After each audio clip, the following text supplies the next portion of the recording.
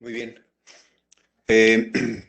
Muy buenos días. Mi nombre es Jorge Sánchez Gómez y me toca en esta participación hablar un poco sobre el, el tema de los incendios en los vertederos de basura o de residuos sólidos. Eh, Esto como parte de una guía para el control de estos eventos en estos sitios que próximamente se publicará y pues que la idea es que pueda servir como una herramienta, ¿verdad?, para atender estas situaciones que, pues miren, casi son cotidianas en nuestro país, ¿no? Porque desafortunadamente lo que más abunda pues, son sitios que son sin control y bueno, y los que de alguna manera se definen como rellenos sanitarios, pues carecen de un programa de protección eh, civil, de prevención de accidentes, que tome en cuenta estas cosas. Muy bien, creo que antes de entrar en materia, tenemos que definir los antecedentes, conocer un poco del sector de los residuos en nuestro país, porque estoy seguro que muchos de ustedes saben cosas al respecto. Sin embargo, no creo que todos tengamos la misma información. Entonces, esto es como para estandarizar nuestro conocimiento general en cuanto a los residuos sólidos de nuestro país. Bueno, miren, esta primera imagen nos está dando el marco general, ¿no? Ahí está los indicadores de generación a nivel mundial, ¿de acuerdo? Está nuestra región, ¿verdad? Latinoamérica y el Caribe, que aporta el 12% de los 1.300 millones de toneladas al año que se definieron en el 2012 y que para el 2025 estiman estos investigadores que vamos a andar sobre los 2.200 millones. Bueno, América Latina y el Caribe aporta el 12%. Y de allí, pues me parece que entre México y Brasil nos llevamos como un 40% de ese 12%. Es decir, casi como un 5% del total que se muestra ahí. Bueno, un indicador muy reciente publicado por la Semarnat en el diagnóstico, el diagnóstico básico de la gestión integral de los residuos, fíjense, nos dice que generamos casi 1 kilo, 944 kilogramos habitante día. Ajá. De allí, el 31.56% corresponde a residuos susceptibles de aprovechamiento, es decir, lo que denominamos reciclables, ¿no? Un porcentaje de más del 50% son orgánicos y el resto, 22%, pues yo diría que son como residuos descartables, ¿verdad? Que no tienen una posibilidad de aprovechamiento. Y aquí hago una breve reflexión. Todos aquellos que piensan que con el reciclaje vamos a resolver la gran problemática que tenemos, pues están equivocados, ¿no? O sea, el potencial de material aprovechable pues anda del orden del 28-32%.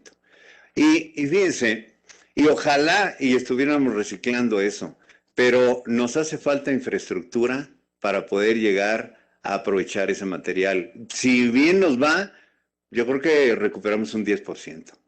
Entonces ahí tenemos una tarea muy importante de desarrollar. Bien, pues sin duda somos una sociedad que privilegia la cultura, ¿verdad?, del desperdicio, ¿verdad? Yo la verdad me hago la reflexión, la gente pensará cuando tira la basura, ¿a dónde irá? ¿Qué será de ella? Yo creo que la mayor parte ni siquiera por su mente pasa esta reflexión, ¿no? Somos, como ahí dice, unos generadores de tiempo completo, ¿no? Cada vez queremos tener más y más y más, el nuevo celular, la nueva computadora, el modelo que salió, y entonces, bueno, eso nos ha convertido en entes que además de que comemos, dormimos y hacemos otras cosas, pues también generamos mucha basura, ¿no? Muy bien. Luego, otro dato interesante, miren. Ok. Miren, hay una transmundial de residuos que lo pueden encontrar en el internet, desarrollado por la Universidad de Leeds y la International Solid Waste Association, en donde integra a 170 países, no están todos los países del orbe, pero integra a 170 países. De esos 170 países, pues presenta esa gráfica de los 14 países con mayor generación de residuos a nivel mundial. Y pues nosotros estamos en ese, no es un top 10, ¿verdad? Pero estamos en el lugar noveno, muy cerquita de Japón, ¿verdad? De Rusia, de Alemania. Entonces, pues yo creo que este tipo de cosas nos tienen que llamar a la reflexión, porque no podemos seguir con ese crecimiento de residuos sólidos casi infinito. Bueno, otro punto importante, ¿cómo se clasifican los residuos en nuestro país? Pues miren, ahí están los residuos sólidos urbanos, cuya competencia es de los municipios, pues básicamente todo lo que generamos en casa, habitación. Los residuos de manejo especial, cuya tutela le corresponde al gobierno del estado. ¿Ok? Son residuos que, como dice su concepto, requieren un manejo especializado. Y aunque hay una corriente de residuos muy parecidos a los residuos sólidos urbanos, si uno genera más de 10 toneladas al año, cae en esta clasificación. Y luego tenemos los residuos peligrosos. La competencia aquí es de la federación. Y básicamente son materiales que pueden ser peligrosos por alguna de las condiciones que ahí se señalan, una o más, ¿verdad? Pero con una basta. Y pues son generados fundamentalmente por actividades pues, por ejemplo, actividades agroquímicas, actividades de la manufactura, pero, ojo, yo creo que ya también todos generamos este tipo de residuos. A su derecha ven un gráfico, como de esos gráficos de intersección de conjuntos, y pues ya dentro de los residuos sólidos urbanos que se generan en hogares, también generamos residuos peligrosos y sin duda residuos de manejo especial. Entonces, pues estas definiciones ya como que no encajan, ¿no? Con la problemática que estamos viviendo. Y esto, miren, para mí significa un candado o un lastre para poder desarrollarnos. Bueno, miren, ahí ese es un mapa que también es interesante porque nos dice cómo está la escala de generación a nivel nacional. La mayor parte de los estados están en el nivel intermedio, entre 1,000 y 5,000 toneladas. ¿Verdad? Solamente los que rebasan más de 5,000, pues ahí se ve claramente, es el DF, el Estado de México, Veracruz y Jalisco. Y los que menos generan, pues ahí también los vemos, son básicamente 6, ¿verdad? Pues por su tamaño tienen una población pequeña o bien por su escasa densidad ocupada de su territorio. Así que creo yo que debería de haber de alguna manera ciertas políticas para que aquellos estados con mayor generación no nada más tuvieran un mayor compromiso, sino de alguna forma empezaran a trabajar en esto que les dije, en aprovechar mejor los residuos que tienen posibilidad de reciclarse. Muy bien. Este es un inventario de residuos que yo preparé, de residuos sólidos urbanos y las diferentes corrientes que integran los residuos de manejo especial. Para el 2014, cuando hice esto, miren, andábamos, estas cifras están en millones de toneladas al año, andábamos como en 37 millones. ¿Verdad? Pero si suman todo lo que son residuos de manejo especial, andábamos arriba de 20 millones. Ajá. Para el 2030, pues es una proyección que hicimos, pues tal vez andemos en esa cifra, ¿no? Probablemente con la pandemia que estamos viviendo y las situaciones que a nivel mundial están pues deteriorando la economía y algunas otras situaciones, este escenario no se vaya a cumplir, ¿verdad? Pero esto digamos que sería para condiciones normales, no para la nueva normalidad, para condiciones normales. La siguiente. Bueno, ahora entramos a este tema. Miren, es importante reconocer que la basura tiene un manejo a través de un ciclo con diferentes segmentos. Ese ciclo, ¿cuándo empieza? Empieza en nuestras casas o en nuestros lugares donde nos desarrollamos y trabajamos o hacemos alguna otra actividad. Ahí empieza la generación. Después pasa a un almacenamiento, tiene que haber un resguardo por lo menos. Después viene la recolección. En algunas ciudades de ahí va directo a los sitios de disposición final, localidades pequeñas, ¿verdad? Donde no, el sitio no está tan alejado. Pero cuando no es así, como el caso de la Ciudad de México, que por cierto es la ciudad, me parece que a nivel mundial, con más estaciones de transferencia per cápita, estamos hablando de 14 estaciones de transferencia. De ahí pasa a veces a un sistema de segregación que puede estar en la misma transferencia o en otro lado, o bien ir directo a la disposición final y después de ahí, si no fuera del caso, pasaría a un sistema de recuperación y lo que no se recupera, pues al sitio de disposición final. Y ahí, de alguna manera, pues en muchos lugares de nuestro país se sigue aplicando la segregación a través de la pepena, que es algo que nos debería de preocupar un poco más, para empezar a organizar ese sector informal y poder acceder a mayores tasas de reciclamiento. Y los materiales que se obtienen pues van a procesos de valorización de diferentes tipos. ¿Para qué? Pues para generar nuevamente insumos, artículos de primera necesidad que nuevamente consumimos y generamos más basura. Entonces, como ven, es un ciclo. Cada una de estas actividades tiene una identidad propia.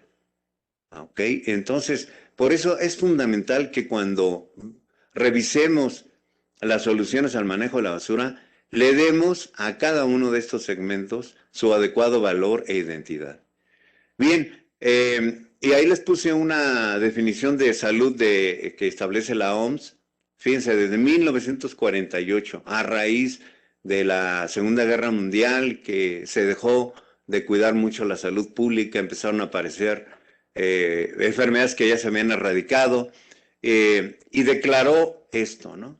Salud es el estado de completo bienestar físico, mental y social, no solo la ausencia de enfermedades. ¿Y saben cómo podemos lograr esto? Con buenos servicios. Si no tenemos buenos servicios, jamás vamos a cumplir con esta aspiración.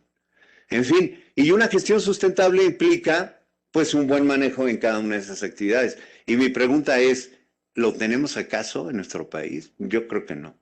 La siguiente. Muy bien. Después ya centrándonos en el tema de la disposición final, pues miren, ahí vemos una serie de cuadros. Del lado izquierdo están las definiciones de la Organización Panamericana de la Salud para lo que es un relleno sanitario, lo que sería un vertedero controlado, es decir, un sitio donde más o menos se hacen las cosas, y un vertedero que sería para nosotros un tiradero o un sitio no controlado, como nos señalan los cuadros del lado izquierdo. Y también ahí en los cuadros del lado derecho están las definiciones de nuestra norma 083. Como ven, se parecen bastante, ¿no? Particularmente la definición del relleno sanitario. Coinciden en que son obras de ingeniería y por favor hagámosle caso a la definición y hagamos obras de ingeniería y ya no remedos de rellenos sanitarios, ¿verdad? Que simplemente son unos agujeros con una membrana y ahora sí que a la buena de Dios, ¿no? Entonces, como ven, hay una cultura bien establecida. México, sin duda, toma muy en cuenta las definiciones de organismos tan importantes como la Organización Panamericana de la Salud, pero desafortunadamente no lo estamos cumpliendo y es un problema de toda la sociedad, ¿eh? No solamente son las autoridades, somos todos, absolutamente. Y aquí hago una pequeña pausa porque mucha gente critica el relleno sanitario, que es simplemente como los gatos, que nada más se esconde el residuo. No es así, ahí lo dice, es una obra de ingeniería. Bueno, pues hagámosla cumplir, ¿no? Entonces, finalmente, si no tenemos lo que debíamos tener, es un problema, como ya dije, de toda la sociedad. Muy bien. Y bueno, pues ahí les presento unas imágenes para los que no hayan estado en un sitio de estos. Más o menos, ¿no? Lo que serían las diferencias. En la parte superior izquierda tenemos una imagen de un relleno sanitario, ¿verdad? Se ve un sitio ordenado, limpio, un frente de trabajo pequeño. Ojalá y así los tuviéramos todos en nuestro país, a todo lo que le llamamos relleno sanitario. El vertedero control es un sitio que más o menos cubren de vez en cuando, no hay mucho orden, no hay mucha ingeniería, ¿no? Desafortunadamente, yo creo que estamos en tiempos donde la improvisación ha sustituido a la ingeniería y el desconocimiento me parece que también está campeando en nuestro país. Ok, y el de abajo, pues es un tiradero. Como ven, o sea, se conoce de inmediato. Son una especie yo le llamaría como de abanicos que se van haciendo porque la basura la va empujando el tractor, pues ¿a dónde? A donde se puede, ¿no? Y van creando estas figuras que desde el espacio, yo creo que si los extraterrestres vienen a vernos, se han de preguntar, ¿qué será eso, no? ¿Será acaso alguna flor terrícola? Pero pues no, ¿verdad? Es un infame tiradero. La siguiente. Muy bien. Ahora, hablando de infraestructura para la disposición final de los residuos. Pues miren, según estos son datos del diagnóstico básico que ya mencioné, que publicó la Semarnat. Fíjense, tomó los datos del Censo Nacional de los Gobiernos Municipales y Delegacionales de 2017. Bueno, según ese censo, se tienen registrados 2.203 sitios de disposición final. Yo creo que hay más, pero bueno, esos son los oficiales. Y 1.722 están prácticamente, perdón, 1.722 municipios tienen al menos un vertedero. Ajá, y por otro lado, sin incluir a la Ciudad de México, tenemos que se reciben en estos sitios 86.352 toneladas. ¿Ok? Si comparamos esta cifra con la primera que les mostré en la primera imagen, si recuerdan, la generación toneladas por día actual que publicó la Semarnat, son más de 120.000. ¿Dónde están las otras 36.000 toneladas? ¿Quién sabe, no? A mí me parece que, pues seguramente no están contabilizadas, van a las corrientes, van a los baldíos, y todo esto, finalmente, ¿cuál es su destino? El mar. Y por eso tenemos tantos problemas que hemos escuchado últimamente, no nada más de los problemas del sargazo, sino de los plásticos que viajan grandes distancias, ¿no? Bueno, pues esta es la razón. ¿Y cuál es la razón? La falta de infraestructura.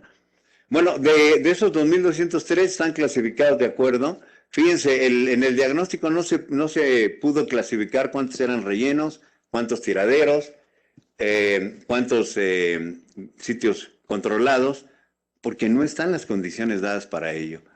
Y se hizo una clasificación en función del tonelaje. Y ahí vemos que el que domina tremendamente son los sitios pequeños. Entonces, de igual manera, aquí hago una reflexión. Basta de hacer normas orientadas a sitios de disposición final de cierto tamaño. Fíjense nada más la cantidad de sitios pequeños que tenemos y que podrían resolverse de otra manera, no con vertederos de basura. Ahí necesitamos políticas públicas para desarrollar esta actividad. Bien, 736 municipios de 27 entidades no tienen, fíjense, en su territorio un sitio de disposición final. Un país de 2.500 municipios, casi la mitad no tiene. ¿Qué es lo que hace? Lo tira por donde quiera o comparte algún sitio. Y fíjense, solamente en esos estados, todos los municipios sí tienen al menos un vertedero, sea lo que sea, tiradero, relleno o sitio controlado. La siguiente. Y aquí está el número de sitios, esos 2.200, por cada entidad federativa. Y Oaxaca, pues es el mayor. Pero recuerden que Oaxaca tiene más de 500 municipios.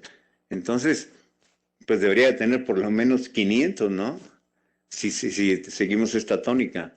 Bueno, pues esa es nuestra realidad, la siguiente.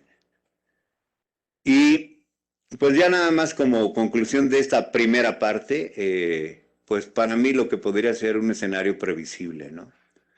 Se estima que para el 2035 esa va a ser la población de nuestro país. Vamos a andar generando unos 60 millones de toneladas anuales de RCU. Y si pensamos que los centros urbanos van a seguir creciendo, pues ahí se genera el 98% del PIB, pues evidentemente vamos a seguir teniendo problemas con la basura si no tomamos a tiempo la decisión de crear infraestructura sustentable y estratégica, desarrollar buenos servicios y de una vez por todas empezar a trabajar con la ciudadanía.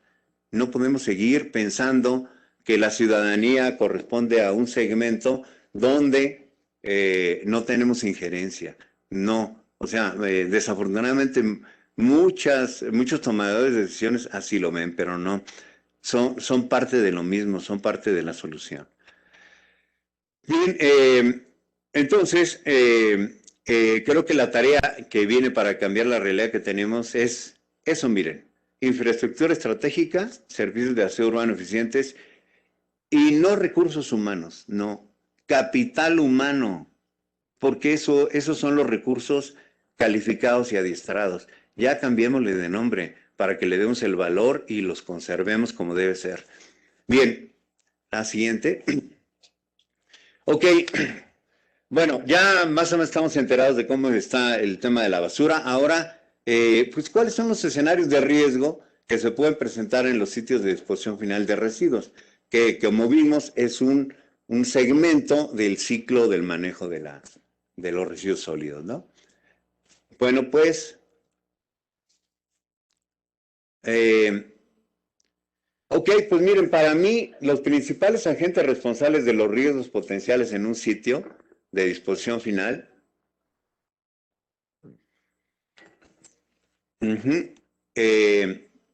son los que ahí describo. Una excesiva generación de lixiviados que pueden contaminar los suelos, las aguas superficiales, los mantos acuíferos, en fin, la biodiversidad, comprometen la salud de la población, sin duda. Evidentemente la generación de emisión de gas de efecto invernadero, primero por el impacto a nivel global, ¿no? A nivel planeta que tienen. Y porque además crean condiciones de explosividad. Cuando el metano, un gas de efecto invernadero que se genera por la degradación de la basura, pues puede formar mezclas explosivas con el oxígeno del aire.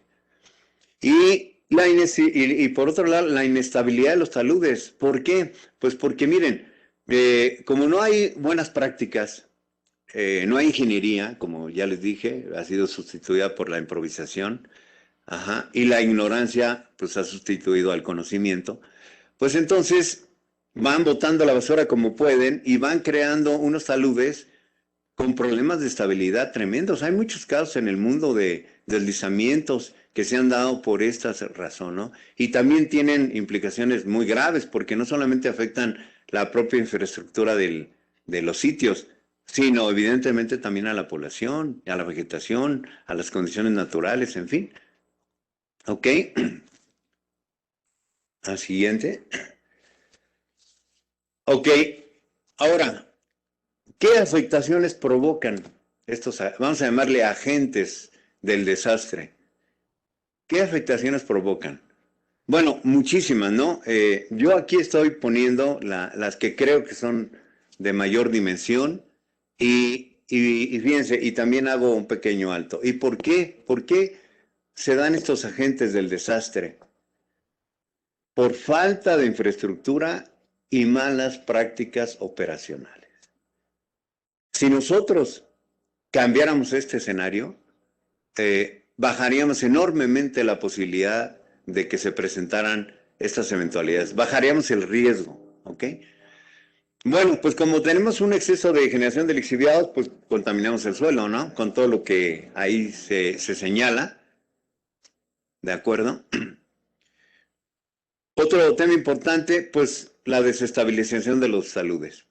Por lo que ya decía, ¿no? La regular geomorfología que presentan muchos vertederos, pero agréguele a eso que como no se cubre diariamente, o bueno, ya digamos, no diariamente, cada mes por lo menos, pues entonces deja la basura expuesta y cuando vienen las temporadas de lluvia, pues reciben toda esa lluvia, alguna la sueltan, alguna otra la contienen. Eso hace que los cuerpos de basura tengan un mayor peso y como muchas veces la basura no está compactada, pues se desliza. Y luego más, si le pusimos una membrana plástica en el talud, pues estamos creando una superficie de deslizamiento, ¿no? Estamos creando las condiciones justas para tener estos problemas. La siguiente. Bueno, otro punto, ¿no? Miren, en la norma oficial mexicana 083 no dice que los rellenos deban tener lagunas de lixiviados y sin embargo, yo creo que si quien está diseñando un relleno sanitario no le pone su laguna, no se va a sentir a gusto. Entonces, estamos llenos de lagunas de lixiviados. Esto, finalmente, ¿qué pasa con ellas? Pues en tiempos de lluvia se sobrecargan y eso genera, pues, que se liberen los lixiviados y que escurran muchas veces hasta cuerpos de agua, ¿no? Generando problemas gravísimos de contaminación. Otro punto importante a la que no le damos importancia, la ingesta de agentes contaminantes. Los residuos sólidos sin cubrir no nada más generan fauna o promueven fauna nociva, afectan la calidad del aire y a través del aire pues puede entrar a nuestro organismo. No nada más están en contacto con la piel, a través del sistema respiratorio y del sistema digestivo. Así que debemos de reflexionar un poquito en este tema, ¿no? Fíjense, yo creo que ahora, si revisáramos los sitios de disposición final y viéramos si el personal que labora en los rellenos o los pepenadores traen cubrebocas, bueno, nos vamos a llevar muchas sorpresas, ¿no? Probablemente en algunos sí, en otros no. Pero esta práctica del uso de cubrebocas debería ser no nada más en tiempos de contingencia, permanentemente, por esta razón. Bueno, y después tenemos un tema importantísimo, la liberación de gases de efecto invernadero, los incendios y las explosiones. ¿Por qué? Bueno, pues porque los residuos al estar expuestos, pues pueden ser sujetos de convertirse en materiales combustibles y como ustedes saben, si existe el comburente y las condiciones de temperatura, se pueden crear, ¿verdad? Pero además de ello, agréguenle la emisión de gases de efecto invernadero que se generan por la descomposición de la basura. Entonces estamos creando una condición ideal para que se den este tipo de situaciones. Y luego nos preguntamos, bueno, pero ¿por qué se dan tantos incendios en los vertederos? Pues por esta razón, justamente por esto. Y aquí sí, las consecuencias son catastróficas, porque no nada más se genera un grave problema ambiental, sino a veces hay pérdida de la maquinaria, de las instalaciones y de vidas humanas. La siguiente. ¿Ok? Y bueno, miren, veamos un poco, ¿no? Esas son imágenes propias. Bueno, ahí, ¿cuáles son los problemas que se generan en un vertedero? Pues las emisiones de ruido y de gases, ¿no? ¿Verdad? Proveniente de quiénes, de los vehículos que ingresan. Agréguenle, no lo puse aquí, pero agréguenle que las emisiones de vehiculares están incrementando la huella de carbono.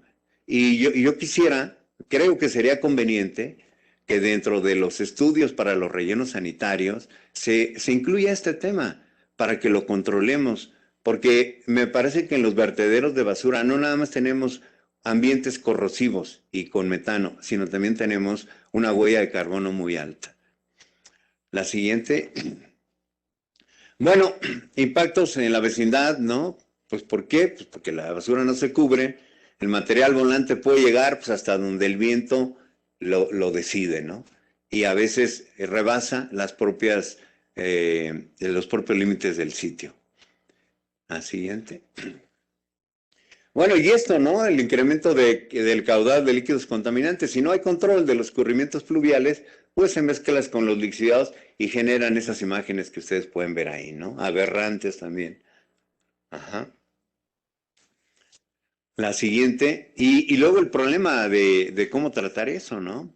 Recuerden, los lixiviados tienen cargas orgánicas de hasta 100 veces más que las aguas residuales. De ese tamaño es el problema, ¿eh? Por eso, en la medida que podemos reducir las tasas de generación de lixiviados, me parece que no es un esfuerzo menor. Bueno, y el propio escurrimiento de estos líquidos, como ahí se ve ya fuera de la vecindad del sitio, pues la verdad el impacto es tremendo, ¿no? Sobre todo, pues a la biodiversidad. No nada más al suelo, porque siempre decimos, los lixiviados afectan a los suelos y al acuífero. No, señores, también a la biodiversidad, a las cadenas tróficas y a la población. La siguiente. Muy bien. Y obviamente, pues la contaminación de los cuerpos de agua también por los escurrimientos de estos líquidos, como ya mencioné. ¿Ok? La siguiente. Y lo que tenemos ante nuestros ojos, ¿no? Los impactos, justamente, por los incendios derivados de las condiciones que ya he estado mencionando. Vean ahí, prácticamente, pues si tuviéramos la imagen de cuando concluyó el incendio, seguramente acabó con todo ese cuerpo de basura que ahí se ve, que se ve en la imagen, ¿no? La siguiente. Muy bien. Ahora, pues entremos un poquito en materia en cuanto al fuego y, sus elementos y los productos que genera, ¿no? Muy bien, adelante. Bueno, el fuego y su influencia en la sociedad. O sea, desde que el hombre descubrió el fuego, pues entró en problemas. Sin duda, el fuego ha sido parte del desarrollo de la humanidad y de grandes avances tecnológicos. Pero también, hasta la fecha, es el responsable de grandísimas catástrofes, ¿no? ¿Por qué? Pues porque los incendios, miren, se dan en cualquier lado, ¿no? Instalaciones industriales, bosques, mercados, bueno, todo lo que ahí está, ¿no? Y también en vertederos de basura. Pero ahí tienen ciertas características que los hacen todavía más complicados de controlar, como vamos a ver. ¿Qué sucede? Pues cobra muchísimas víctimas humanas, ¿no? Destruye bienes materiales. Ya he mencionado que impacta al medio ambiente, a la naturaleza, pero también grandes pérdidas económicas. Fíjense la información que viene ahí. Es reciente, es de una referencia que encontré de 2017. El Consejo Nacional de Protección contra Incendios indica que en un año estos siniestros ocasionan 700 decesos de personas y 25,000 heridos. ¿Ok? El presidente de este consejo también señala que los incendios aumentan gradualmente, un 10% de forma anual. No sé cuál sea su conocimiento de esto o de su indicador para señalar esto, pero pues es probable, ¿no? Porque no hemos podido desarrollar una cultura idónea y la población crece y crece. Y crece todo lo demás, crecen todos los servicios, entonces es muy probable que sí suceda eso. Pero algo importantísimo, vean lo que también lo señala él, la Asociación Mexicana de Instituciones del Seguro, dentro de sus anuarios dicen que las pérdidas andan entre 3,000 y 9,000 millones de pesos al año, que podríamos destinarlas a otra cosa, ¿no? Ok, y miren, creo que podríamos, si no evitarlos, atenuar por lo menos esta situación, si existiera una verdadera responsabilidad y compromiso sobre este tema. Y algo importantísimo, personal suficientemente capacitado. ¿De acuerdo? Hay mucha gente que dice que la lucha contra el fuego, fíjense bien, ha adquirido las proporciones de una verdadera ciencia, que contiene o que incluye disciplinas como la ingeniería, la química, la física, la hidráulica, la mecánica, la electricidad, etcétera, etcétera. ¿Le estaremos dando esta importancia aquí en nuestro país? No lo sé, la verdad. La siguiente. Esa es verdad. Sí. Miren, esa noticia es así como dicen, fresquecita, ¿no? del 26 de septiembre del 2019. Bueno, es una entrevista que le hacen justamente al titular de esta institución y comenta cosas interesantes, ¿no? Porque, por ejemplo, él habla de que se carece también de un correcto marco regulatorio para establecer e instalar sistemas de protección contra incendios y habla de que se debe establecer, que se debe justo al descuido humano, ¿ok? Asimismo, él considera, bueno, lo que coincide con lo que yo he mencionado, que no tenemos una cultura adecuadamente en cuanto a la protección, ¿no? Y aseguramiento de todas las instalaciones. La seguridad debería empezar por nuestra casa, ¿no? Y yo les hago la reflexión, ¿tenemos un programa de protección en nuestras casas? No, ¿verdad? En las escuelas, quién sabe. En los centros comerciales, no lo sé. Pero lo que sí estoy seguro, que en los vertederos de basura no lo tenemos. ¿Ok? Bien, y algo interesante, fíjense. Él dice que los incendios urbanos generan más muertos que los sismos y huracanes por la infraestructura urbana, ¿no? Las zonas más afectadas son la Ciudad de México, el Estado de México, Jalisco, Monterrey y Baja California. ¿Ok? Al siguiente. Y bueno, miren, esta noticia pues, sí es fresquecita, ¿no? Es del 26 de febrero del 2021. Un fuerte incendio, pues prácticamente afectó la mayor planta productora de vacunas anti-COVID y dejó 5 muertos. Los propietarios de la instalación dicen que no va a afectar, ¿verdad? El suministro, pero pues la verdad, quién sabe, ¿no? Muchas veces se dicen las cosas solo por decir. Pero como ven, puede ocurrir en cualquier lado, ¿no? La siguiente. Y otra más, esta también es muy reciente. Y bueno, pues es como un llamado de atención porque en este preciso momento los incendios están azotando el país. Ahí hay imágenes de diferentes entidades de nuestra república y diferentes motivos por los cuales surgieron. ¿Ok? Así que estamos ante una situación, vamos a llamarle así, ¿verdad? Pues yo creo que cotidiana. La siguiente.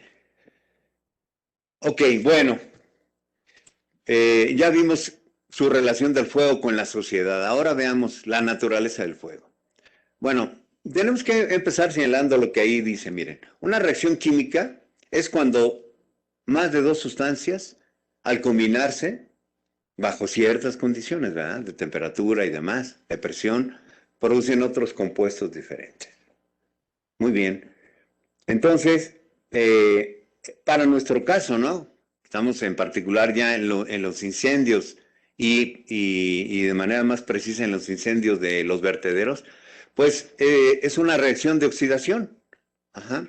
Esa reacción química, pues es una reacción de oxidación. ¿Por qué? Porque está presente el oxígeno. ¿Ok? Y en este caso es la más importante que debemos estudiar por la naturaleza del fuego, porque sin oxígeno pues no hay fuego. Eh, como lo dice el siguiente párrafo, ¿no? Se define como aquella que ocurre cuando se combina cualquier sustancia con el oxígeno del aire. Pero también es importante, miren, lo que señalamos, las reacciones químicas pueden estar asociadas con la generación de distintos tipos de energía, ¿no? Como la luz, la electricidad y obviamente el calor, que es lo que ocurre con las reacciones que nos interesan. Bien, y ese punto es muy importante, miren, cuando la reacción desprende calor, ya lo sabemos, ¿verdad? Se denominan exotérmicas. Sin embargo, hay reacciones, y esto es, digamos, es como la situación que se genera al inicio de un fuego en un tiradero. Hay reacciones que para su ocurrencia requieren determinada cantidad de calor, es decir, no generan calor, sino requieren calor para que se lleven a cabo. Son las reacciones endotérmicas. ¿Ok? Entonces, finalmente, pues el fuego es una manifestación energética de la reacción química, que en este caso ya le encontramos un nombre preciso, que es la combustión.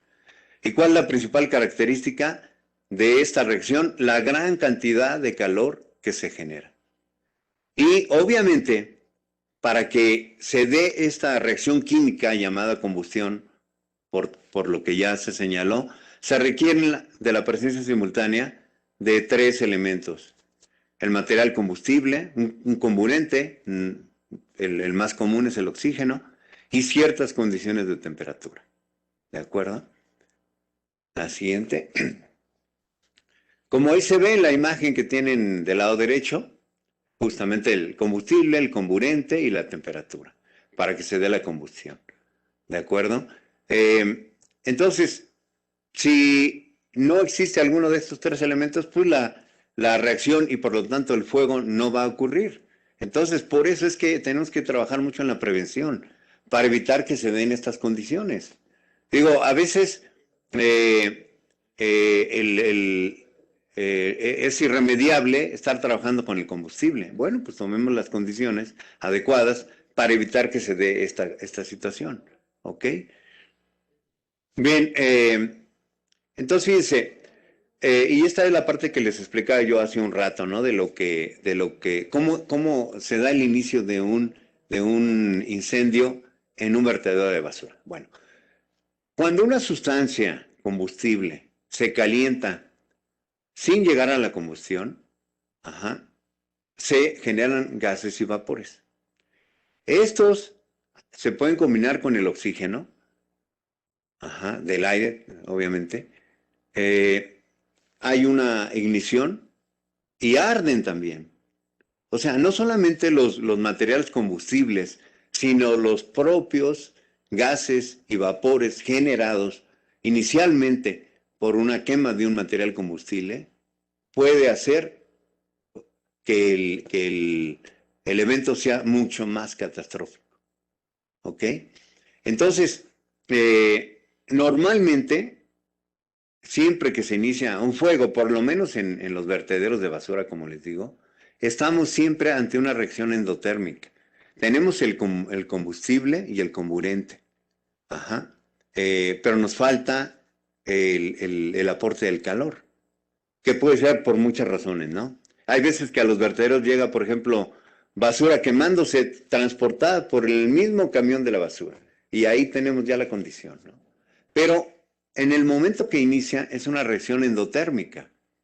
Es decir, está necesitando calor para llevarse a cabo. Y ahí es el momento donde tenemos que intervenir. Después, cuando empiezan a darse otras situaciones, puede ser ya muy tarde. ¿Ok? Como dice el párrafo, ¿no? Una vez que los vapores y gases se queman, hay desprendimiento de calor. Entonces ya tenemos una reacción exotérmica. Si la cantidad de calor, fíjense, no da para que haya más desprendimiento de gases, ahí el fuego se apaga. ¿Ok? Pero si la cantidad de calor generado se mantiene y se sigue generando este aporte de vapores y de gases, se combinan con el oxígeno, se combustionan también y se incrementa el fuego. Por eso es tan difícil parar un fuego en un relleno sanitario, o en un vertedero, perdón, cuando tenemos ya una reacción exotérmica. ¿Ok? Ahora, también esto es importante, fíjense. Esto que he estado mencionando aplica para combustibles sólidos y líquidos. ¿Ok? Madera, cartón, combustibles, aceites. Sin embargo, para los gases no se requiere ningún calentamiento. Esto es todavía mucho más grave. Su combustión es mucho más rápida. Por eso, en un vertedero donde tenemos un gas combustible como es el metano, la situación es todavía mucho más complicada. ¿De acuerdo? La siguiente. Muy bien. Después, esta clasificación que obtuve de esta guía básica, que me pareció bastante oportuno presentárselas. Bueno, según la velocidad de propagación de la combustión, que ya vimos su definición, podemos clasificarlo en función de la velocidad de la reacción de acuerdo a esas 4 categorías, ¿no? Si la reacción es lenta, pues es oxidación, es decir, sí hay un aumento de temperatura, pero simplemente nos va a generar una oxidación, una especie de corrosión. El papel se pone amarillento, pues acuérdense, o sea, ustedes revisen ahí papeles que han dejado 3, 4 años, pues ya los ven medio amarillos, pues es justamente por eso. Se produce sin emisión de luz y hay muy poca emisión de calor, entonces que se disipa en el ambiente sin problema. Ahora, si la reacción es normal, pues estamos ahora sí ante un proceso de combustión como los conocemos. Se produce con emisión de luz, o sea, es decir, con una llama o con calor, es perceptible por el ser humano. Y fíjense, el frente de llama, es decir, como avanza, el avance de la llama, tiene valores de varios centímetros por segundo. Esa es la velocidad con la que avanza al principio. Si la reacción es más rápida, ya estamos ante una deflagración, que es una combustión que se produce cuando la velocidad se incrementa, pero es menor a la velocidad del sonido. ¿Okay? Los umbrales de la velocidad para considerarla una deflagración, pues es del orden de varios metros por segundo, ¿no? Sin embargo, fíjense, las ondas de presión que se generan por el evento es de 1 a 10 veces la presión inicial. Entonces, por eso es que también es tan difícil apagar un fuego que ya se extendió, ¿no? Porque puede tener unas ondas de presión, tal vez no como las de una deflagración, pero la que hace que sea muy difícil acercarse a los espacios donde se está dando. Luego tenemos cuando la reacción es muy rápida, ¿no? Pues ya es una detonación. Y es una combustión que se da cuando la velocidad de la propagación del frente de llama, fíjense, es mayor que la del sonido.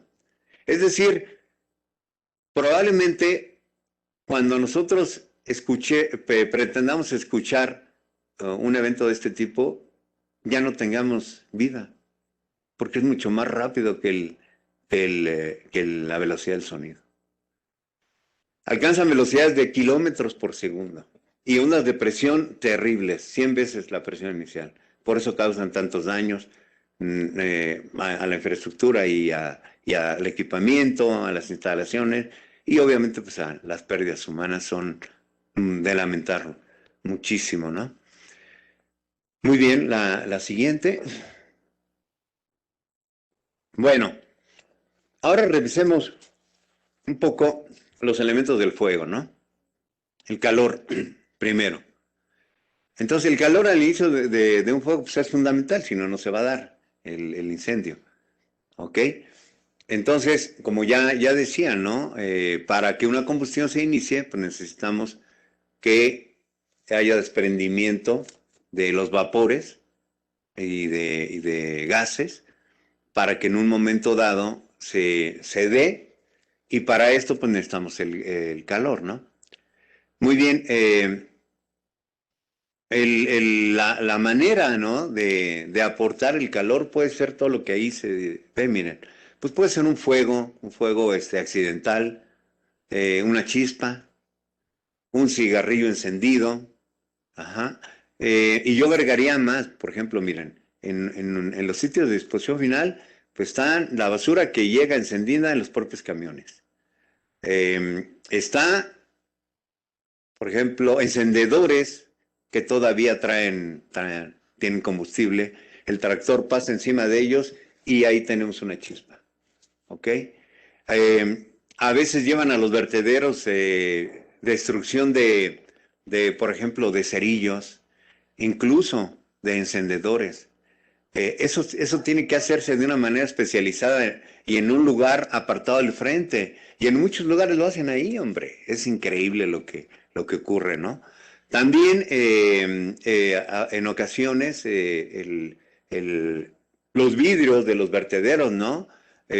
Funcionan como lupas, entonces generan un calor que llega a una temperatura tal que se genera justamente el fuego. Bueno, el calor se propaga de 3 formas, ¿no? Ahí están, miren. Conducción a través de los cuerpos. Es, por ejemplo, cuando ustedes se sirven una taza de café, ¿no? Sienten como el calor fluye, ¿no? Hacia arriba, cuando se acercan la taza a su rostro, ¿no? La radiación también puede ser a través de la emisión de rayos infrarrojos y por convección, que es cuando el aire caliente que se eleva, pues porque es más ligero. De hecho, muchos procesos eh, que para el manejo de, por ejemplo, para la estabilización para hacer composta, es lo que hacen, calientan el aire al interior de la materia orgánica para que fluya hacia arriba y se dé una aireación natural permanente y no tengamos que hacerlo con maquinaria, ¿no? Bueno, de estos tres, pues la más importante de las formas de propagación pues es la convección y por eso es que los fuegos se propagan más rápidamente hacia arriba, ¿ok? Y la propagación en sentido horizontal, pues básicamente está relacionada con los otros dos factores, ¿no? Con la radiación y la conducción de calor. Uh-huh. Y también es importante señalar que la propagación del fuego hacia abajo es muy lenta, ¿no? Muchas veces se extingue. No hay las condiciones para que se dé justamente una convección hacia abajo, ¿no? La siguiente, ok, el comburente normalmente es el oxígeno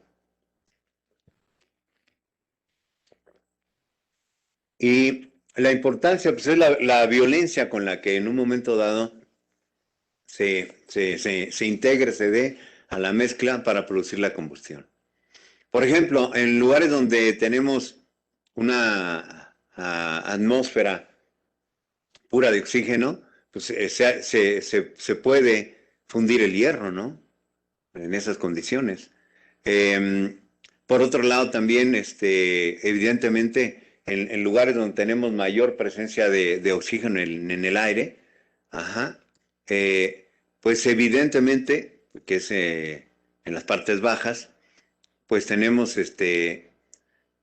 también una mayor concentración de oxígeno y por lo tanto un mayor aumento del fuego, ¿no? Cuando la concentración del oxígeno es muy baja, pues el fuego no aumenta o de plano pues se extingue, ¿no? Pues una atmósfera deficitaria en oxígeno difícilmente se va a llevar a cabo. Las condiciones normales, ¿no? Que digamos que decimos, ¿no? Que un 21% del aire es oxígeno, pues es la condición normal, ¿verdad? En la que aparecen la mayor parte de los incendios. Pero, por ejemplo, imaginémonos cuando hay instalaciones donde tenemos ambientes con un mayor porcentaje de oxígeno, ¿no? O que existen botellas o botellones de oxígeno. Pues ahí el fuego, por un descuido, puede ser verdaderamente catastrófico. Pero fíjense, ahora pongamos esa misma situación en un vertedero de basura. ¿Qué sucede en un vertedero? Enterramos todo, enterramos llantas. Las llantas, en el hueco que queda al interior, almacena oxígeno. Las botellas de PET, igual. Las bolsas, y no nada más de plástico, de cualquier tipo. Fíjense, este es un punto donde nadie repara, ¿no? O sea, nada más dicen, no, es que los plásticos, pues van a tardar cientos de años, y la verdad yo no sé quién lo ha probado, pero van a tardar tantos años. No nada más eso, genera estos terribles problemas. Y por lo mismo, a mí me parece que deberíamos de establecer un esquema de responsabilidad extendida donde los responsables de los envases se hagan cargo de ellos y no dejen que lleguen a los sitios de disposición final. Porque si un fuego en un sitio de disposición final llega a zonas, imagínense un embarque de materiales donde haya envases de plástico o recipientes de plástico conteniendo oxígeno, pues ahí vuelve a tomar. ¿Por qué? Porque se van a generar más vapores y más gases. ¿Ok? Entonces, de entrada a mí me parece que deberíamos de poner un poquito más de atención en este tipo de situaciones. Por eso, cuando un incendio en un tiradero ha llegado a hacer una combustión con liberación, digamos, una combustión exógena, con liberación de gases y vapores, difícilmente lo controlan por todas estas condiciones. Ok, bueno, y algunas otras sustancias que desprenden del oxígeno bajo ciertas condiciones, pues ahí están, ¿no? El nitrato sódico, fundamentalmente, el clorato potásico, son agentes oxidantes que también su presencia puede provocar la combustión. ¿Y quién no nos dice que tal vez por ahí tengamos en los vertederos recipientes con algunos compuestos como estos, ¿no? La siguiente. Muy bien, los elementos del fuego, o sea, el combustible. Bueno, pues el combustible es cualquier sustancia, ¿no? Que puede experimentar una reacción de combustión. Y esas son sus principales características, miren. El punto de inflamación, que es la temperatura a la cual la sustancia comienza a desprender gases o vapores en cantidades para mantener la combustión, ¿ok? Y normalmente se expresa en grados centígrados. Y vean ahí, por ejemplo, el punto de inflamación de la gasolina, ¿no? Menos 43 grados centígrados a menos 38 grados centígrados, es decir, es una sustancia sumamente volátil, ¿no? Por eso tenemos que tener muchísimo cuidado y sobre todo para aquellos quienes guardan o almacenan gasolina en sus casas, ¿no? O en los lugares de su trabajo, ¿ok? Compárenlo, por ejemplo, con la inflamación del aceite de soya, 282 grados centígrados. Entonces, se puede incendiar, ¿verdad? Pero puede liberar vapores y gases, pero hasta alcanzar esa temperatura. Necesitará una fuente de calor entonces para que suceda eso. Luego tenemos la temperatura de ignición, que es la temperatura a la cual la sustancia empieza a arder espontáneamente, ¿ok? No necesita, en este caso, que haya un comburente, ¿no? Y se le denomina autoinflamación o autoignición. Bueno, y esto tiene que ver con el punto de autoinflamación, que es aquella temperatura mínima a la cual un combustible emite vapores que en presencia de aire u otro comburente, fíjense, comienzan a arder sin necesidad de aporte de una fuente de ignición. Es decir, con esa temperatura es suficiente para que empiece a generarse la llama. Y bueno, los límites de inflamabilidad, que también es un concepto bien importante, miren. La combustión solamente se va a dar cuando estamos dentro de esos límites, dentro del límite inferior y el superior. El límite inferior lo que nos está marcando es una mínima concentración necesaria del combustible para mantener la combustión, ¿ok? Si tenemos menos de ese porcentaje, nunca se va a dar el fuego, ¿no? Y la concentración superior es aquel límite que nos está marcando que después de esa concentración tampoco se va a dar el fuego. ¿Por qué? Porque falta oxígeno, porque hay demasiado combustible. ¿De acuerdo? Y cada combustible, cada sustancia, tienen diferentes límites de combustibilidad, ¿no? O de inflamabilidad. La siguiente. Y aquí unos ejemplos, ¿no? Por ejemplo, ahí podemos ver algunos productos comunes, ¿verdad? La acetona, pues ya sabemos para qué se usa muchas veces, ¿no? Para despintar ahí las uñas. Bueno, tenemos la glicerina, la gasolina, el alcohol etílico, en fin, el ácido acético. Ahí están sus puntos de inflamación. Ajá. Por ejemplo, la gasolina, ¿no? De 100 octanos a menos 37.8. La temperatura de ignición, la temperatura que se necesita. Por ejemplo, la glicerina, pues requiere una menor temperatura que todos los demás para poder, la glicerina y el acetileno, para poder flamarse o combustionarse, ¿no? Y luego tenemos los límites de inflamabilidad. O sea, por ejemplo, para que quede más claro el ejemplo, la acetona, si tenemos un porcentaje de acetona menor al 3%, no se va a dar el fuego. Se va a dar entre 3 y 13. Si tenemos más de 13 tampoco. Y así con las demás. ¿Ok? Bueno, la siguiente. Muy bien. Y bueno, tenemos lo que decimos los productos de la combustión. ¿De acuerdo? Básicamente pues es el humo, que son partículas de diferentes tamaños, dimensiones, de color. ¿Qué problemas generan? Pues dificultan la visibilidad, sobre todo cuando estamos atendiendo el evento.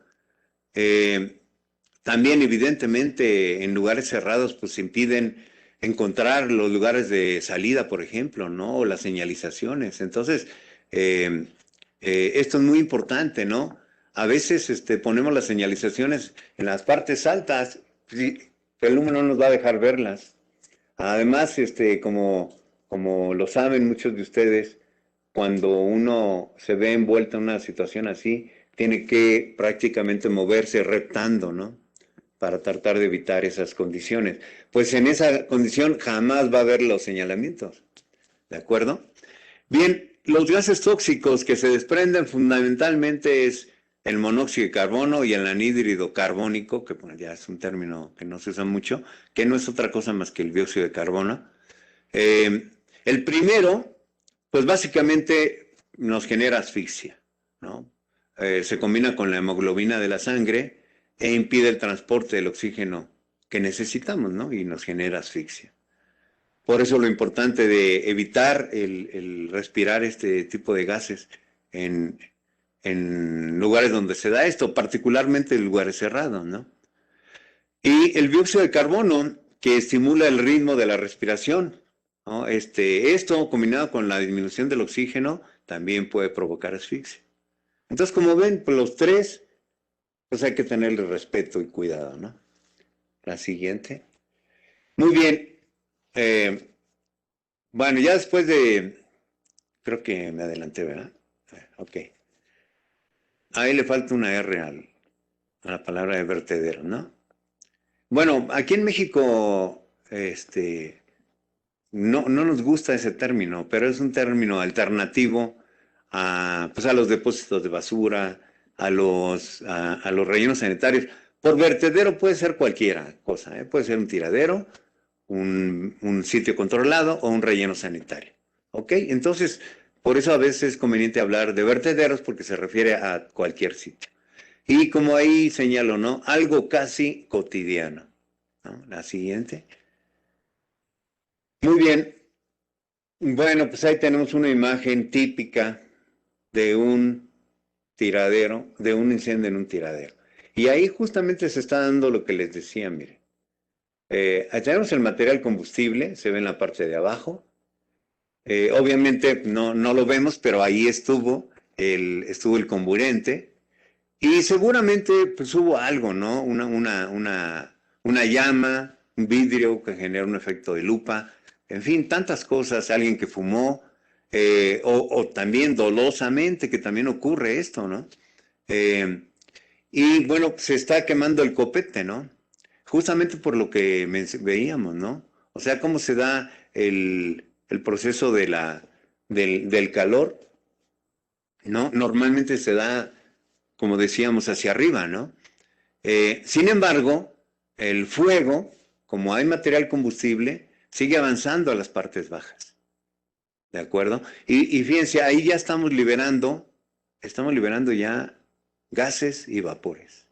Ya estamos ante una reacción exotérmica. Y prácticamente, pues ya es imposible parar algo así. Uh-huh. ¿Ok? Este tipo de situaciones, como dice el texto, pues representan un riesgo permanente, ¿no? Y son riesgos que enfrentan el personal a cargo de un vertedero. Yo luego escucho a especialistas que critican a los tiraderos y que critican a los rellenos sanitarios. Yo creo que muchos de ellos jamás han estado ahí, ¿no? Me gustaría invitarlos a que se pasaran un día allí para que vieran todo lo que se tiene que hacer. Y sobre todo, cuando es un relleno sanitario, todas las situaciones de ingeniería que hay que tomar en cuenta. Y además, súmenle este tipo de situaciones, ¿no? Bueno, tenemos una información del Senapred, de unos registros que está en la siguiente imagen. Ajá, miren, yo no creo que sean todos, ¿eh? Porque no todos se reportan. Pero fíjense el número de accidentes en basureros por año, desde el 2003 que se tiene el registro hasta el 2019. Pareciera que entre 2003 y 2013 pues no hubo, ¿no? Pero quién sabe, en realidad, no, yo creo que no se reportaron. Y luego en 2014 pues hay una elevación y luego empiezan a bajar. Tiene mucho que ver, a mí me parece también con las condiciones climáticas, que se presentan y que son muy variables año con año. Pero en el 2019 hubo 48. Y como les digo, yo creo que debe haber más porque muchísimos no lo reportan. La siguiente. Y eso es por estado. Esas son las mismas cifras del gráfico anterior, pero ahora por estado. Y fíjense, ¿quiénes son los que más tienen? Veracruz, justamente, ¿no? Uno de los estados con mayor generación de basura. Creo que era Jalisco, la Ciudad de México, el Estado de México y Veracruz.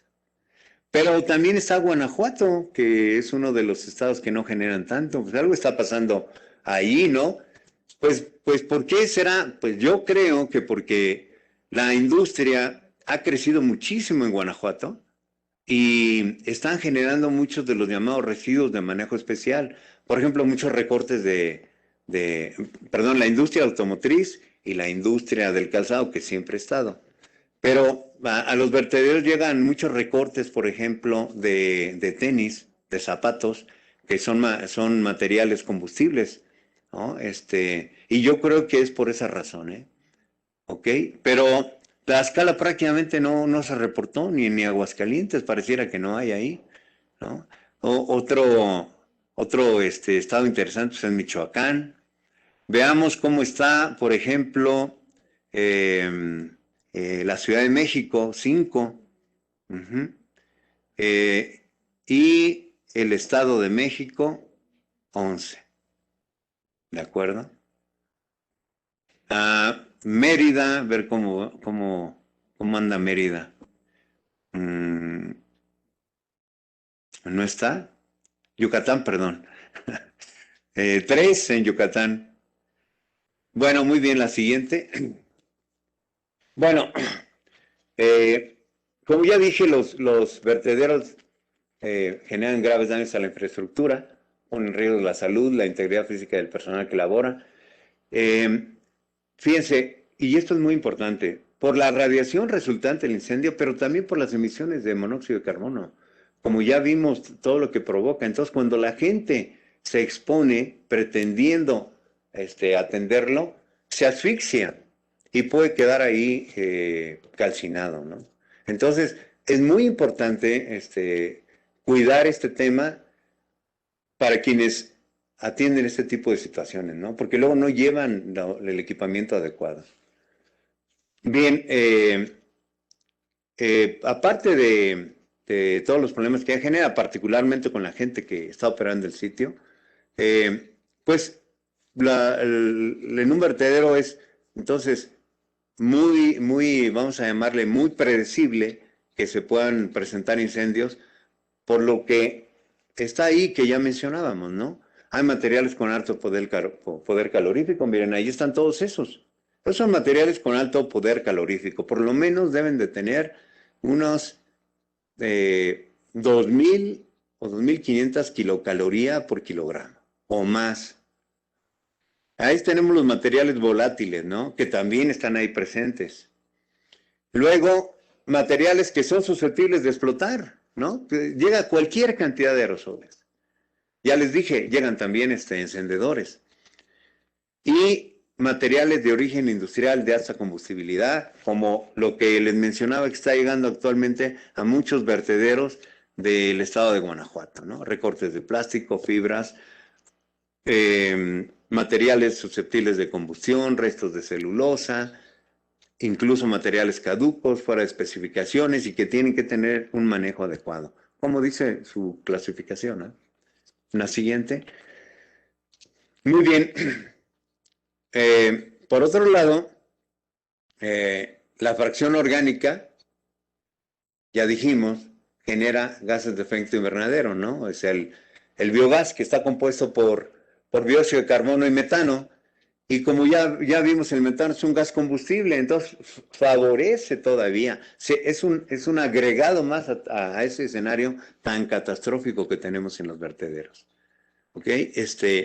Entonces, pues evidentemente estos elementos pues generan las condiciones para que se dé el famoso triángulo de la combustibilidad, que ya lo vimos, ¿no? Porque el oxígeno lo tenemos presente y es re fácil que se presente calor por diferentes situaciones.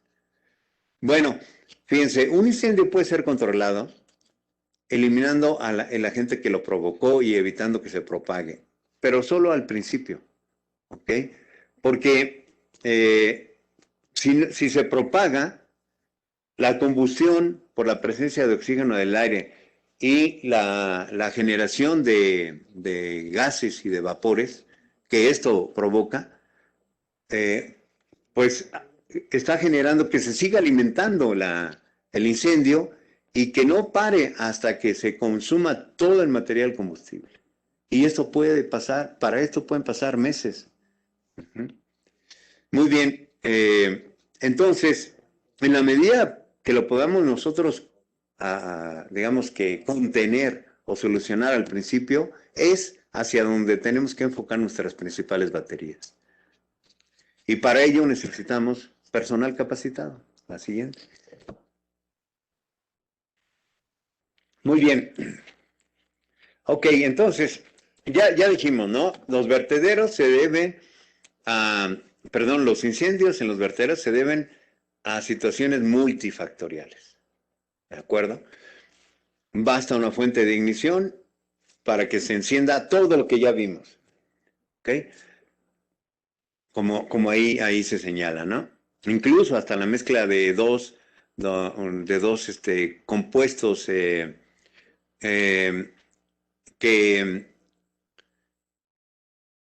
en un momento dado se rechazan, pueden generar calor y con ello el incendio, ¿no? O sea, compuestos que no sean compatibles, por ejemplo. Pues esto también en temporadas de sequía se incrementa. El caso más típico de todo esto, de que me ha tocado conocer, es el de las matas, que como ustedes saben es un vertedero único en nuestro país, porque parece ser que corrieron un modelo matemático para encontrar el sitio menos favorable y ahí lo pusieron. Bueno, bueno, allí el problema es que en temporada de sequía, prácticamente la gente está mentalizada para enfrentar los incendios que se generan, que normalmente vienen de que se seca la vegetación de los humedales y van avanzando, porque ese vertedero está en unos humedales, en un sistema de humedales. Entonces va avanzando el fuego, porque la vegetación está seca y llega al vertedero. Entonces, y lo único que a mí me parece que hacen es las famosas guardavías, ¿verdad? Que es una especie de liberación de vegetación perimetral en torno al sitio. Y listo, ¿no? Y dicen, ya estamos preparados. ¿Por qué no vamos más allá? ¿Ah? Para evitar esta situación, ¿no? Es mi pregunta, ¿no? O sea, ¿por qué no hacemos algo más? Algo más como, ¿qué? Como tener un programa de protección civil para encontrar las causas de esto y resolverlo en su origen. ¿Ok? Bueno, pero como decimos ahí, ya lo había mencionado, no debemos olvidar que además de los tres elementos del triángulo, particularmente los incendios en los vertederos de basura se tornan difíciles de manejar por los vapores que se desprenden y que siguen combustionándose y que siguen haciendo que el fuego sea de mayor envergadura. ¿Ok? ¿De acuerdo? Entonces, pues le falta un elemento, ¿verdad? No nada más es el combustible, el comburente y el calor, sino también son los gases que generan reacciones en cadena. ¿Ok? Y eso es lo que hace tan difícil el control de un incendio en un tiradero. Y por lo tanto, tenemos que apostarle a la prevención. Y apostar a la prevención es no solamente tener un programa de protección civil, un programa de prevención de accidentes en los vertederos, sino algo tan simple como cubrir la basura, como lo dice la norma 083. La siguiente. Muy bien. Las recomendaciones para el control de los incendios en los vertederos. Bueno, adelante. Tenemos que empezar primero por una clasificación, miren. La International Solid Waste Association los clasifica de esa manera, que pues me pareció interesante presentárselos porque creo que sí podemos de alguna forma empezar a crear una cultura de identificación de incendios para poder tener las herramientas de cómo atacarlos, ¿no? Fíjense, el nivel 1, ¿no? Son incendios pequeños que pueden dominarse con recursos propios, es decir, con lo que se tiene a la mano. Ojo, estamos hablando de rellenos sanitarios, ¿no? Donde tienes los elementos básicos. En un tiradero no tienes nada. Así que aunque se presente un incendio pequeño, seguramente se va a dar la combustión completa, se va a convertir en una combustión exotérmica y va a parar hasta que agote todo el material combustible. Bien, pero si no, miren, lo podemos controlar en las 24 horas iniciales y extinguir por completo en 48 horas. Sí, lo logramos identificar y controlar al principio. El nivel 2 son aquellos que en términos generales ya involucran cantidades de 200 metros cúbicos de material, ¿no? Y pueden tener hasta una semana de duración para controlarlo. 200 metros cúbicos de material, ¿como cuánto será? ¿Mm? Bueno, pues miren, un camión de basura tiene una capacidad volumétrica de 10 metros cúbicos, más o menos, ¿no? Aprovechables. Son de 12, de 14, pero vamos a poner aprovechables. Pues quiere decir que es la basura de 20 camiones de basura, más o menos de ese tamaño. Luego tenemos el nivel 3, que son incendios que pueden llegar a tener una duración de hasta 2 semanas. Y aquí ya intervienen cantidades de materiales, pues ya muy grandes, ¿no? Estamos hablando ya de 50 camiones de basura, ¿no? Aproximadamente. Y el nivel 4, que son los grandes incendios, estos, pues, ¿por qué duran tanto? Pues porque se profundizan. Se asientan a profundidades de los vertederos donde hay material combustible, pero no nada más eso, hay ingreso de oxígeno. O puede haber oxígeno encerrado en las botellas y en los envases que les dije. Y entonces su control requiere de muchísimo tiempo, ¿no? A veces hasta meses. Bueno, miren, hay vertederos en el país que llevan quemándose en forma incandescente. Ajá. Es decir, a veces se ve la llama, a veces no. No sé, todo el año. Uh-huh. Y rebasan cantidades de más de 5,000 metros cúbicos de material. ¿Ok? La siguiente. Bueno, ¿qué acciones debemos de aplicar? Bueno, pues primero, ¿no? Atacar los incendios cuando tienen el nivel 1. Ajá. Cuando ocurren en lugares donde no hay una gran acumulación de residuos, en zonas con pocos materiales combustibles, atacarlos de inmediato. ¿Ok? Porque si no, va a llegar a convertirse en 2 y ya el incendio a nivel 2 y 3 se pueden transformar respectivamente en incendios de nivel 3 o 4 respectivamente, ¿no? Es decir, si se nos sale de las manos algo que está en el nivel 1, la situación se pone crítica, pero se puede poner catastrófica si dejamos que avance. Y bueno, en los incendios de nivel 4 es muy importante identificar el punto exacto del incendio y evaluar el alcance que pueda tener. ¿Por qué? Porque probablemente allí es donde está dándose la combustión a profundidad. Entonces, eso nos va a ayudar a identificar, pues digamos, las estrategias para poder resolver esa situación, ¿no? ¿Ok? Bueno, de cualquier modo, miren, las primeras medidas que se tienen que tomar cuando tenemos un incendio 1 y que está creciendo a nivel 2, eh, son esas, ¿no? Detectar y categorizar el incendio. Es decir, estamos ante un incendio nivel 1 o ya estamos ante un escenario de nivel 2. De inmediato, bueno, ya debe de estar el programa de protección civil y obviamente el programa de prevención de accidentes. Nos establece una logística para atender eso. Y normalmente hay un comando, hay un jefe un comando que es el jefe, el que da las instrucciones para atender este tipo de eventos. Entonces, bueno, ahí pongo designar un jefe del incidente si es que no existe, ¿verdad? Por lo regular, como no tenemos programas de prevención de accidentes, pues tenemos que designarlo.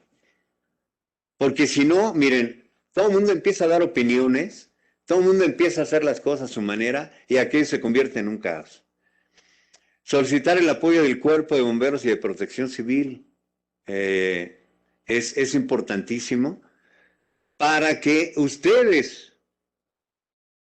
vamos a llamarlo así, utilicen esos apoyos, pero de acuerdo a sus instrucciones. Porque si dejan que los bomberos lleguen y empiecen a tirar agua, como pues normalmente lo hacen, no es lo más conveniente. ¿De acuerdo? Y entonces tiene que haber alguien que establezca las reglas en el momento que se está dando este evento. Bueno, contar con material térreo. O sea, así como en las matas hacen sus famosas guardaballas, pues deberían de equiparse con material térreo para atacar el incendio cuando alcanza a llegar al vertedero de basura. ¿Ok? Y agua, incluso miren, el propio lixiviado se puede utilizar también. ¿Ok? Si no hay de otra, pues lo pueden utilizar, porque las consecuencias ambientales catastróficas de las emisiones de este tipo de gases son terribles y no nada más eso, puede haber pérdidas humanas. Aplicar un plan de comunicación, particularmente hacia la población que puede resultar mayormente afectada, es decir, ver qué hay en el entorno, ¿no? Y trabajar también con ellos. ¿Para qué? Para que estos gases no lleguen y puedan generarles algún daño a su salud. Y un plan de evacuación de los asentamientos residenciales cercanos. Y fíjense, y no nada más de los asentamientos residenciales, de la propia gente que está dentro del sitio cuando ocurre eso. Porque se quedan de mirones o se quedan ahí a querer hacer algo cuando no están capacitados. No, hay que evacuarlos y solamente la gente que va a atender eso y que podría ser, en este caso, el jefe el comando, el jefe del incidente, el cuerpo de bomberos, protección civil y los operadores de la maquinaria son los que tienen que estar nada más. Luego, si es posible, que yo creo que sí es posible, sobre todo si estamos equipados, es importante monitorear las emisiones de gases y el curso que toma el incendio, es decir, hacer como una agenda de lo que está ocurriendo. Y monitorear los gases, ¿por qué? Para saber qué contienen, por qué son tan combustibles. Nadie, así les puedo asegurar, nadie ha tomado una muestra de los gases que se generan en un incendio y los ha caracterizado en un cromatógrafo. Yo creo que sería interesante, ¿no? La siguiente. Bueno, la información requerida y los implementos necesarios. Bueno, miren, pues, si en el relleno sanitario o en el sitio de exposición final, que normalmente no lo tienen, no tienen una carta de vientos, pues yo creo que el personal de protección civil sí lo podría tener. Del sitio justamente donde está ese vertedero, se puede adelantar. Lo mismo, un plano cartográfico del sitio, con la ubicación de los accesos, las instalaciones propias, los lugares de acopio de material reciclable. Por ejemplo, si hay pepenadores, los pepenadores ponen su material en algún lado, ese material se va a incendiar. Lo tenemos que tener señalizado ahí. Luego, también, en función de la carta de vientos, ver cuáles van a ser las zonas más impactadas. ¿Ok? Y ya con esa cartografía, ubicar también dónde inició el evento para saber hacia dónde va a avanzar y poder empezar a trabajar adelantándonos a ello. Luego, los implementos y equipamientos necesarios. Pues miren, preferentemente, ya cuando el incendio está en forma, necesitamos eso. Necesitamos un tractor de orugas con hoja topadora, cabina hermética, esto es muy importante, con ripper, cuchilla con extensión tipo reja, es decir, aparte de la cuchilla metálica, una extensión. Normalmente, no siempre, pero en algunos rellenos, sí está porque este tipo de cuchilla se usa para el empuje de la basura. Y con una potencia y peso equivalentes a un D8.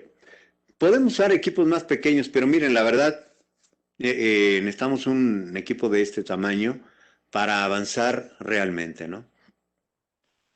Si es posible, un cargador frontal de carriles de esa potencia. ¿Por qué? Bueno, porque el cargador frontal tiene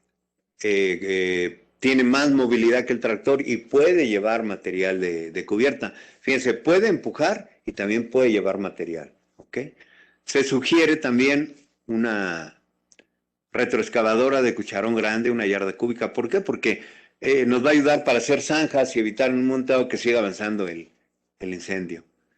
Una flotilla de al menos 3 vehículos tipo volteo, de 14 metros cúbicos de capacidad preferentemente, una pipa de 10 metros para el riego de la zona de trabajo. Puede utilizar el agua tratada o el propio lixiviado para eso. Y una brújula portátil, un GPS, unos binoculares, un flexómetro para hacer algunas mediciones. Los binoculares y el GPS son fundamentales. Los binoculares nos pueden permitir, sin acercarnos, ver un poco las condiciones del fuego que se está dando y empezar a trabajar con ello, ¿no? La siguiente. Bueno, y el equipo de protección personal, pues lo que ahí se señala, miren, ¿ok?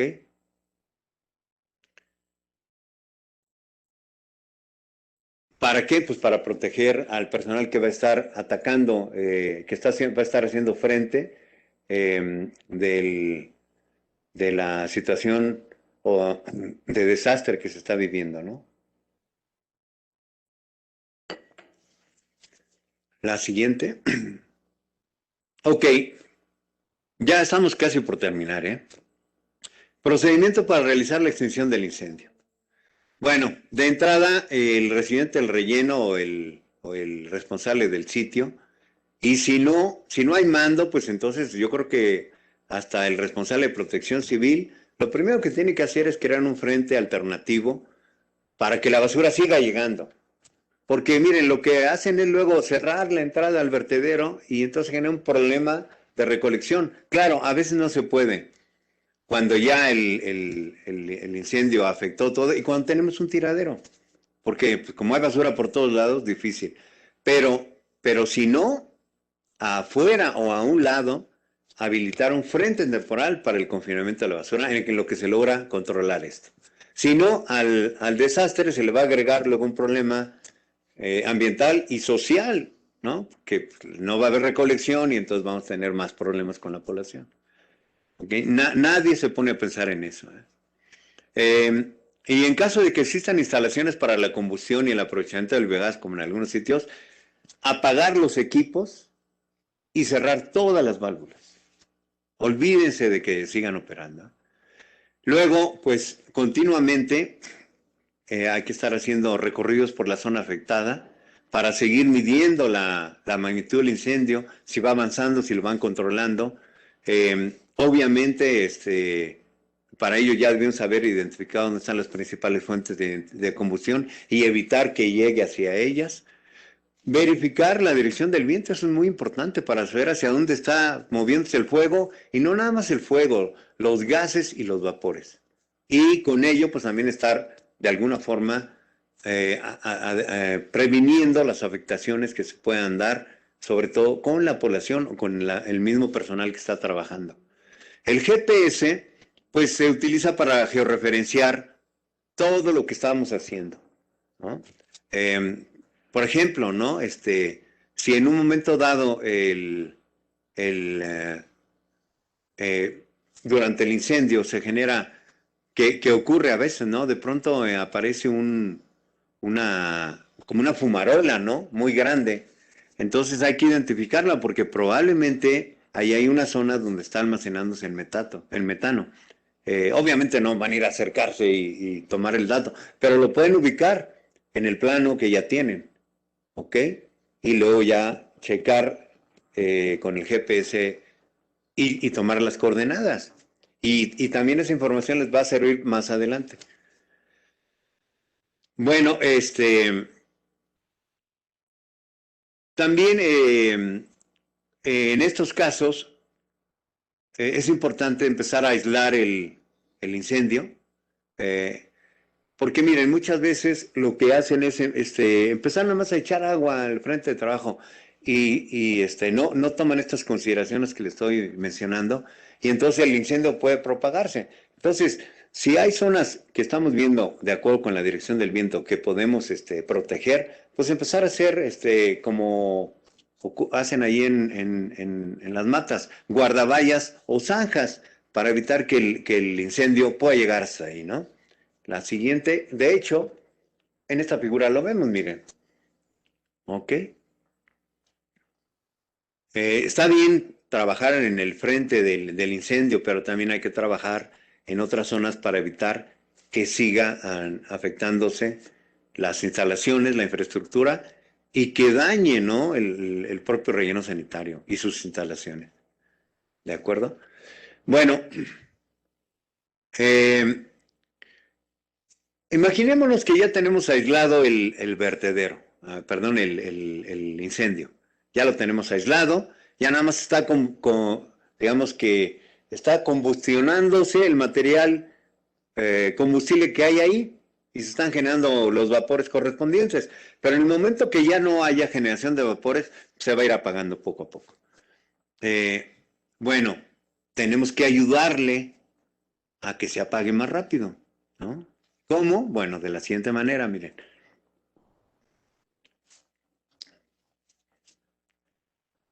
Una puede ser aplicando agua, ¿no? Que es lo más normal, lo que normalmente hace el cuerpo de bomberos, ¿no? Eh, pero esto solamente es aceptable cuando el incendio es muy superficial. Si ustedes tienen un incendio ya a profundidad, ni se les ocurra, ¿ok? Porque lo que va a pasar es que el agua va a infiltrarse, va a percolar hacia el interior de los residuos, ¿verdad? El agua va a buscar los lugares con menos resistencia, las zonas mal compactadas, por ejemplo. ¿Y cómo aseguramos que llegue a la zona donde está la combustión? Normalmente la zona donde está la combustión es lo contrario, lugares donde hay mejor compactación. Por eso dura tanto la combustión. ¿Ok? Entonces, si es superficial, adelante. Si no, mm, evítenlo. Ahora, fíjense la cantidad de agua que se necesita. 5,000 litros para absorber la energía liberada por la combustión total de una tonelada de basura. No, no va a haber cantidad de agua suficiente para poder atender esto. Pero podemos usar, por ejemplo, las espumas y los surfactantes, que ya ven que también hay extinguidores que en un momento dado están equipados con estos materiales. Entonces pueden reducir el volumen considerablemente, ¿eh? No puede, eso hace que nos evitemos el uso de grandes cantidades de agua, ¿no? Aparte, ¿qué va a pasar con esa agua? Se va a convertir en lixiviado. Y luego, pues vamos a tener un problema de un exceso de lixiviados con cargas orgánicas tremendas, ¿no? ¿Ok? Bueno, otra opción puede ser excavación y reacondicionamiento. Bueno, cuando estamos hablando ya de incendios profundos, ¿no? Eh, donde aquí, pues como ya les dije, no conviene utilizar el agua, ¿no? Bueno, entonces aquí lo que se tiene que hacer es remover, ¿ok? Remover la basura que está todavía ahí un poco, digamos, quemándose, ¿no? Y, y no me lo van a creer, pero incluso con basura fresca pueden ir tapando eso. ¿Cuál es el objetivo de todo esto? Eh, eliminar todavía zonas donde esté habiendo material seco, combustible, que siga quemándose. La basura tiene un 50% de humedad. Entonces aprovechemos eso también. ¿Ok? Entonces, aquí como dice el texto, ¿no? Pues el primer paso es remover el residuo que está en combustión. Se expone en un momento dado, aquí sí podemos utilizar agua para apagarlo. ¿Ok? Después ya se le pone una capa de residuos, como les digo, pero aprovechando la humedad que tiene. Y se compactan, ¿no? Se van compactando en capas de 30 centímetros. Si el incendio no fuera tan profundo, entonces se puede evitar la remoción de los residuos y nada más colocamos una capa de basura compactada. O sea, queremos, acuérdense, evitar el residual de calor que hay ahí. Si la basura está húmeda, ya no va a ser tan fácil, pero sobre todo tapar el ingreso de oxígeno. Y muchas veces no tenemos tierra, entonces tenemos que utilizar esos materiales. ¿Ok? Bueno, eh, la siguiente, por favor. Ahí está. La otra forma sería la supresión del ingreso de oxígeno, que es básicamente eliminar el ingreso del oxígeno por algún lado, ¿no? ¿Ok?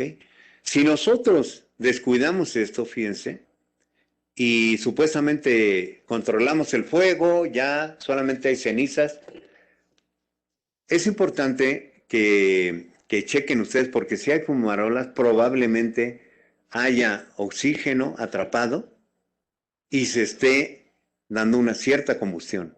Si ustedes no cubren eso, el fuego se reaviva. Entonces, por eso es que es importante, aunque sea un poco lento, suprimir el ingreso de oxígeno con una capa de tierra en este caso, ¿no? ¿Ok? Por lo menos de unos 20 centímetros ya compactado con el tractor de carriles. ¿Esto qué implica? Que la zona donde se dio el incendio, una vez que se haya apagado, se cubra, como se ven en las imágenes, para evitar esta situación y quitarnos de problemas. Muy bien. ¿Cómo se hace el apagado? Pues mira, se va avanzando, obviamente, en la dirección del viento, no en contra del viento. Muchas veces hacen esto y por eso es que se daña el tractor, se queman los cables, se empiezan por quemar los cables, se incendia el tractor, pero no nada más eso. Puede perder la vida el operador del tractor. Entonces tenemos que hacerlo de acuerdo con la dirección del viento y ir poco a poco cubriendo, poco a poco, ir avanzando metro a metro, como dicen los políticos, ¿no? Cuando van a hacer visitas a las calles, vamos avanzando metro a metro, así, vamos a ir avanzando metro a metro para ir cubriendo todo esto, ¿no?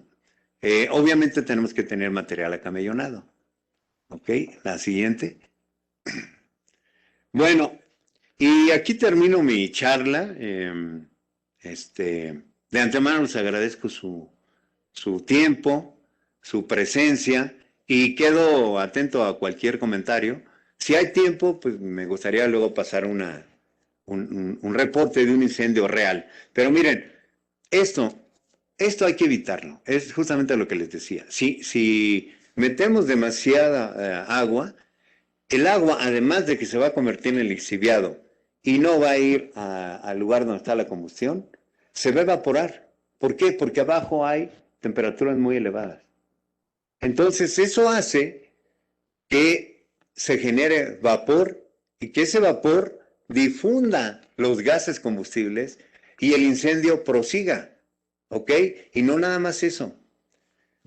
A veces queda atrapado el calor, el vapor caliente, y cuando va pasando la maquinaria, entra, se colapsa esa parte, cae el tractor e irremediablemente pierde la vida el operador del tractor.